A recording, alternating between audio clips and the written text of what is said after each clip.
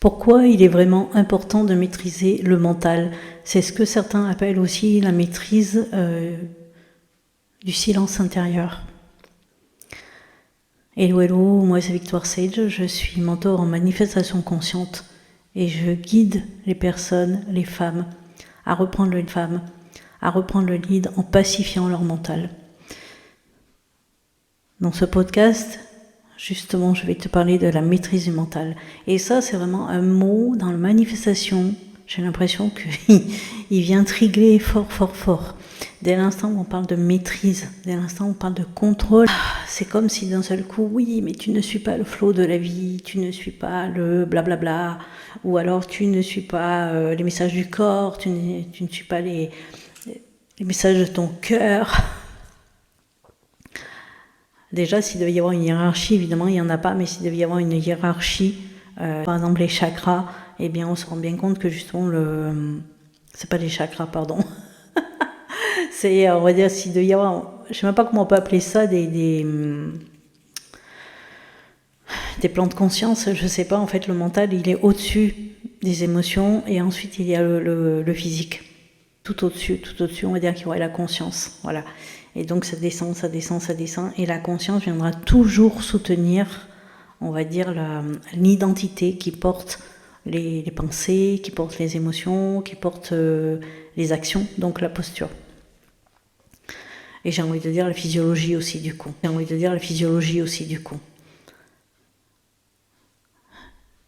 Pourquoi certaines personnes justement nous disent mais il faut faire taire ton mental, n'écoute pas ton mental parce que le mental, blablabla. C'est pas juste une question de faire taire le mental, c'est une question de le maîtriser. En effet, si on ne le connaît pas, si on ne le comprend pas, donc on ne le maîtrise pas, c'est lui qui va nous maîtriser. C'est lui qui va se la jouer, on va dire, comme Ken dans Barbie, par exemple, le film.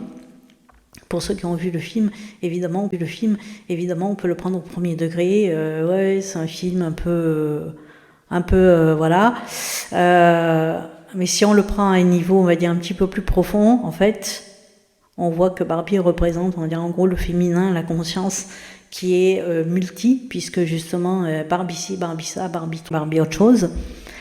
Et puis on voit qu'il y a Ken là qui représente le mental et que justement tant qu'il est, on va dire bien piloté, bien drivé, bien voilà, Barbieland, il sait exactement ce qu'il doit faire. Voilà, la potiche un peu, mais quand même, il est opérationnel, j'ai envie de dire. Et à partir du moment où Ken il est en mode ouais mais moi voilà, parce qu'il est allé voir dans le monde réel. Et donc il dit oh purée, les hommes là-bas et tout machin, c'est les hommes qui commandent, il revient à Barbieland, il faut le bordel. Et en fait, il ne sait pas tenir cette réalité-là qui demande énormément de responsabilité, énormément de conscience, justement. Et en fait, quand Barbie revient, elle doit tout reprendre, tout remanier, on va dire. Et à la fin, justement, il lui dit ben je suis pas fait pour ça, en fait. Et elle lui dit non, tu es juste Ken. Et en fait, c'est pas une manière de... on parle du féminin sacré, du masculin sacré, on parle de la conscience, on parle du mental. Le mental, quand on le maîtrise pas, il va faire comme Ken, justement, qui fout le bazar dans Barbieland. Parce qu'en fait, il ne sait pas comment maîtriser les choses. C'est le job de Barbie. Par contre, à partir du moment où on lui donne un itinéraire, qu'on lui donne une feuille de route, qu'on lui donne un os, on va dire arrongé, on lui dit voilà, fais ça, alors là, ça marche tout seul. Donc la plupart des gens, quand ils disent n'écoute pas ton mental et tout ça, c'est pas ça qui manifeste et tout, oui, c'est pas ça qui manifeste. En tout cas, c'est pas ça qui crée des univers ou qui crée des mondes, mais c'est ça qui va dire oui ou qui va dire non. Je veux dire par là que c'est ça qui va dire oui, je le perçois, ou bien non, je ne le perçois pas. Et du coup, si vous ne le percevez pas, du coup, forcément, vous ne faites pas cette expérience. Voilà. Donc, ça va être important d'apprendre à le comprendre, ce mental. Et il ne s'agit pas de le faire taire, il ne s'agit pas de l'éradiquer, il ne s'agit pas de le faire disparaître. Il est là. Il est là. Donc, c'est d'apprendre à s'en servir. Et Et pour apprendre à s'en servir, eh bien, il faut apprendre à le connaître. Voilà. Comment il réagit, comment il fonctionne, ses leviers, qu'est-ce qui fait que justement il dit oui, qu'est-ce qui fait que justement il dit non. C'est ça en fait.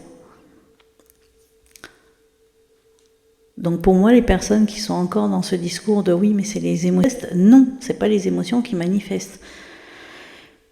Les émotions sont le fruit d'un narratif, donc le fruit d'une pensée, le fruit du mental.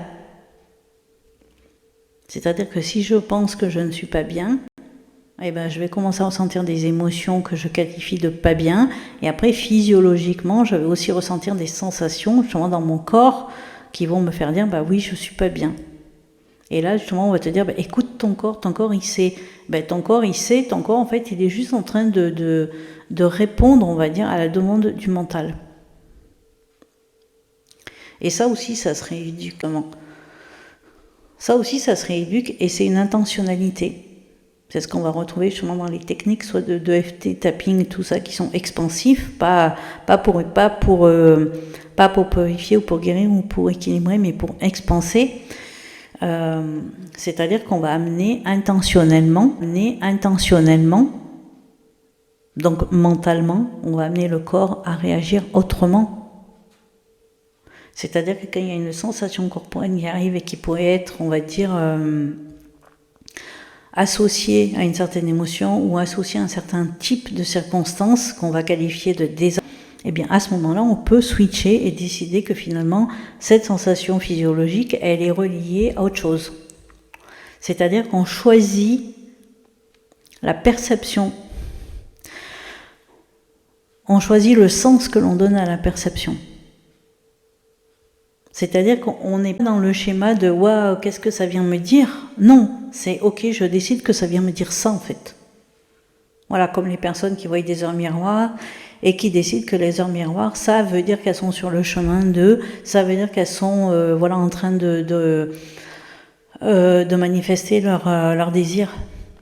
Voilà, ou encore les personnes qui vont voir une plume, un truc, machin, un coquillage, un symbole, et qui vont dire « Ah ben ça veut dire que… » Ben c'est simplement qu'elle donne du sens à la perception.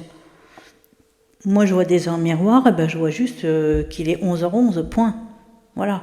Et puis dans une minute, ça sera 11h12. Ça sera 11h12. Ça vient rien me dire du tout.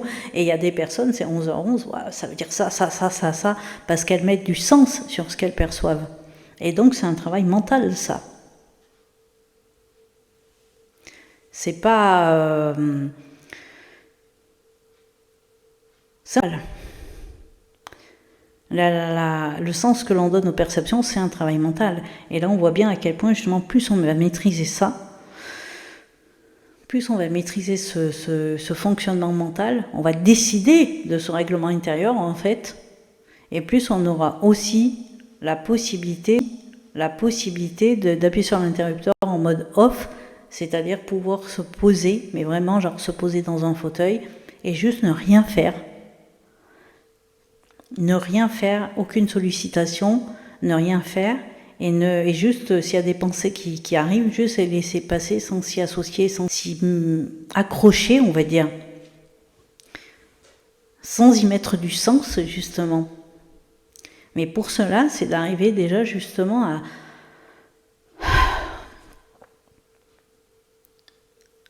comprendre le sens du mental.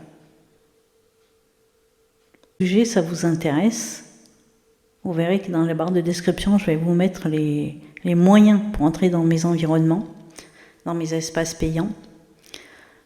Quand vous rentrez dans mes espaces, les discussions, elles sont de cet ordre-là. On n'est pas dans la guérison, on n'est pas dans je dois encore guérir ça, je dois encore fixer ça, je dois encore purifier ça, je dois encore enlever ça. Non. On choisit en conscience et on choisit intentionnellement comment on guide notre réalité. Et surtout, on comprend que notre réalité, même si elle est factuelle et tangible, pour nous, n'est pas la réalité collective.